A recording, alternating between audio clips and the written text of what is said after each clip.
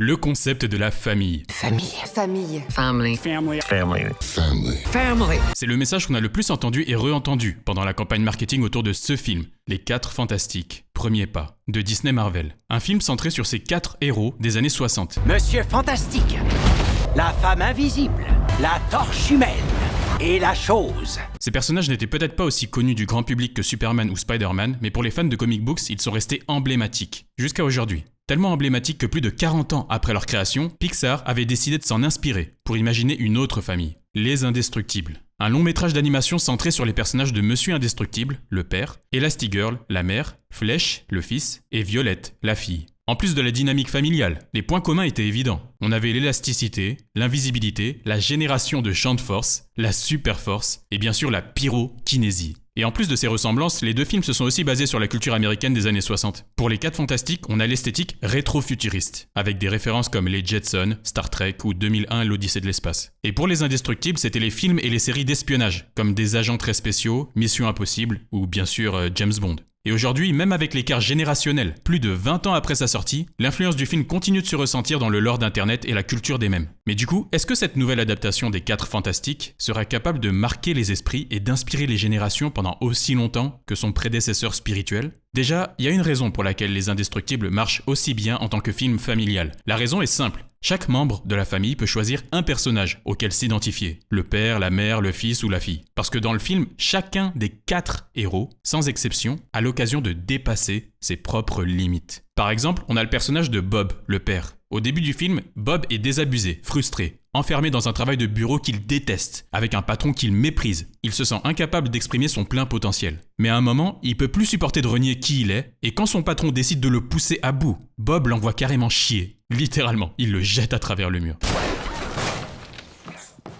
Forcément, il se fait virer, et à ce stade, Bob aurait pu demander à ses contacts du gouvernement de le relocaliser avec sa famille dans une nouvelle ville, avec un nouveau job, pour tout recommencer de zéro. Mais comme sa femme et ses enfants se sentent déjà installés dans leur nouvelle vie actuelle, Bob se dit qu'il vaut mieux protéger leurs racines, et il décide de ne rien dire pour chercher une solution par lui-même. Mais quand une porte se ferme, une autre s'ouvre, et justement c'est là que la vie lui offre l'opportunité de pouvoir à nouveau exprimer son plein potentiel, qu'il avait réprimé depuis des années. Son ancienne vie de super-héros. À partir de là, Bob se redécouvre une nouvelle motivation. Il reprend du plaisir à faire du sport, prend beaucoup mieux soin de son corps, passe moins de temps à l'intérieur de sa propre tête et davantage de temps avec ses enfants. Et forcément, il retrouve aussi de l'épanouissement du côté intime. Sa vie a enfin repris du sens. Les limites dépassées par Bob ne sont pas seulement physiques, mais surtout mentales. Son plus grand problème, c'est la peur. Sa peur de faire confiance et sa peur de mettre les autres en danger. C'est à cause de cette barrière mentale qu'il cherche toujours à tout encaisser tout seul. Son boulot qui le rend malheureux, comme il faut mettre du pain sur la table, il se force à l'endurer seul. Après qu'il se soit fait virer, il décide de chercher une solution seul. Et quand il finit par découvrir le sombre secret caché derrière sa nouvelle opportunité, il décide encore une fois de régler le problème seul. Mais cette fois-ci, il échoue et se fait complètement dépasser par les événements. C'est seulement après s'être fait tirer d'affaire par sa famille que Bob se remet enfin en question. Il accepte de faire ce qu'il n'avait jamais fait avant. Faire confiance. Et une fois que cette barrière mentale est levée, il arrive à se surpasser en travaillant avec sa famille en équipe, pour la toute première fois. L'autre personnage qui repousse ses limites constamment dans le film, c'est la mère, Hélène, une ancienne super-héroïne à la retraite, qui possède un corps élastique et elle aussi, on la voit se surpasser physiquement pour protéger ses enfants à chaque fois qu'ils sont exposés à des situations de plus en plus extrêmes. Elle étire son corps en parachute pour les sauver de 2 crashs d'avion. Elle maintient la forme d'un bateau pour les empêcher de se noyer. Elle va même jusqu'à écarteler son propre corps au maximum pour porter une camionnette suspendue à une fusée supersonique qui traverse l'océan. En plus de son corps élastique, Hélène est aussi celle qui est la plus flexible émotionnellement. Et à chaque fois que son mari ou ses enfants éprouvent des difficultés sur le plan psychologique, c'est toujours elle qui les aide à résoudre leurs conflits intérieurs. Les enfants aussi, au début de l'histoire, sont limités par des barrières mentales, comme par exemple l'interdiction des parents d'utiliser leurs capacités en public, peu importe les circonstances. Le problème, c'est que quand Hélène finit par lever cette restriction, pour maximiser leurs chances de survivre à une situation extrême, forcément, ni le garçon ni la fille ne sont préparés. Comme Violette est la plus timide et la plus obéissante des deux, elle a développé un manque de confiance en elle qui a freiné son développement. Mais à force d'être exposée à des attaques de plus en plus violentes, elle finit très rapidement par se rattraper. Et là, son potentiel explose. Et pour ce qui est du personnage de Flèche, qui est déjà à la base le plus rebelle et le plus transgressif des deux enfants, il réussit lui aussi à se surpasser et à battre son propre record de super vitesse pendant une scène de course-poursuite à travers l'île où il découvre dans le feu de l'action qu'il est même capable de courir sur l'eau. En tant que spectateur, quand on observe un personnage auquel on s'identifie, grandir, évoluer, puis dépasser ses limites, psychologiquement ça procure toujours un certain sentiment de satisfaction. D'un autre côté, dans le film Les 4 Fantastiques, Premier pas, on retrouve aussi ce thème de travail en équipe et de complémentarité. Mais le message est un peu plus déséquilibré. Et pour développer mon argument, je vais devoir rentrer dans les détails de l'intrigue. Donc, spoiler alerte, vous êtes prévenus. Parmi les 4 personnages du film, qui s'appellent pourtant les 4 Fantastiques, il n'y en a qu'une seule sur les 4 que l'on voit se surpasser et repousser ses limites. Et c'est uniquement Susan Storm, qui est comme Hélène, la figure maternelle de l'équipe. On la voit se surpasser une première fois en plein accouchement.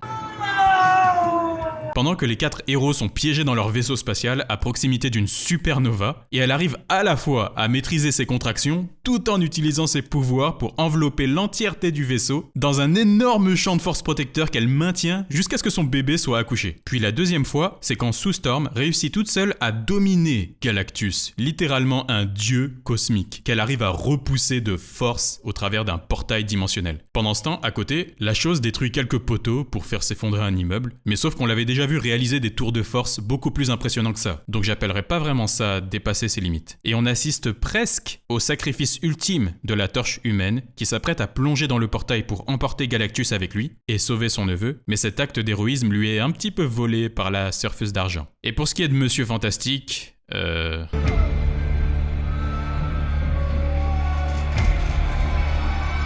Pour être honnête, on ne le voit pas tant que ça utiliser ses pouvoirs, comparé aux autres dans le film. De tous les 4, il est clairement le plus passif. Êtes-vous les protecteurs de ce monde? Oui, nous le sommes. Dans la scène où il voit une extraterrestre aux intentions inconnues descendre sur la ville, on le voit rester en retrait pour laisser sa femme enceinte se mettre en première ligne pour prendre la parole. Imaginez un peu s'il s'était passé ça.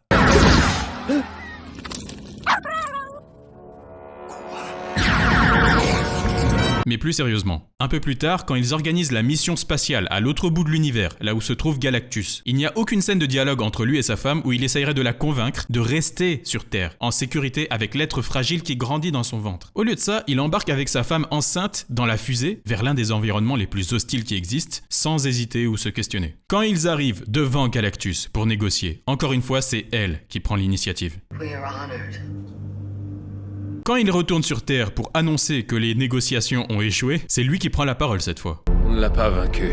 Pas encore. Mais par contre, quand une foule énervée vient manifester au pied du bâtiment, c'est encore une fois Susan Storm qui descend seule, braver la colère du peuple, avec son bébé dans les bras, pour faire un discours qui réussit à calmer la foule assez facilement, heureusement. Pendant que son mari la regarde faire, en restant à l'intérieur du début à la fin. En plus de ça, il est aussi le premier des 4 à considérer, consciemment ou inconsciemment, l'option qui est la moins considérable en tant que père, livrer son propre fils à Galactus, pour qu'il épargne la planète. Le problème avec l'interprétation de Reed Richards dans ce film, c'est qu'il est censé être le leader, encore une fois. Il est censé être celui qui a formé l'équipe, celui qui a organisé la toute première aventure spatiale, qui avait fini par les transformer. On pourrait s'attendre à un profil d'individu qui dégagerait un minimum d'assurance, d'initiative, pourquoi pas de l'arrogance, ou même un peu de folie, vu le niveau de ses capacités intellectuelles qui sont clairement démontrées dans le film. Sauf que les actions du personnage nous montrent exactement tout le contraire. Et même le jeu de l'acteur, qui est pourtant très versatile dans ses autres rôles, ici son interprétation est beaucoup plus monotone et éteinte. Il ne dégage pas vraiment l'énergie d'un protecteur, quelqu'un qui fait passer sa famille avant tout le reste, et qui est prêt à se sacrifier à tout moment. A l'inverse, le personnage de Monsieur Indestructible fait toujours preuve d'initiative. Quand une situation dangereuse survient, même quand il ne sait pas quoi faire ou quoi dire, il se met toujours en première ligne pour prendre les coups à la place de sa famille. Et quand il fait des erreurs, sa femme et ses enfants sont heureusement toujours là pour le rattraper. Il n'est peut-être pas l'homme le plus intelligent du monde, mais avec lui, au moins, le spectateur sait qu'il a affaire à un vrai père de famille qui connaît ses priorités. Et c'est peut-être ça justement, l'ingrédient secret qui manque à la soi-disant famille de Disney, qui possède sans aucun doute une figure maternelle forte, représentée par Susan Storm, mais pour ce qui est de la figure paternelle, on aurait clairement pu faire mieux.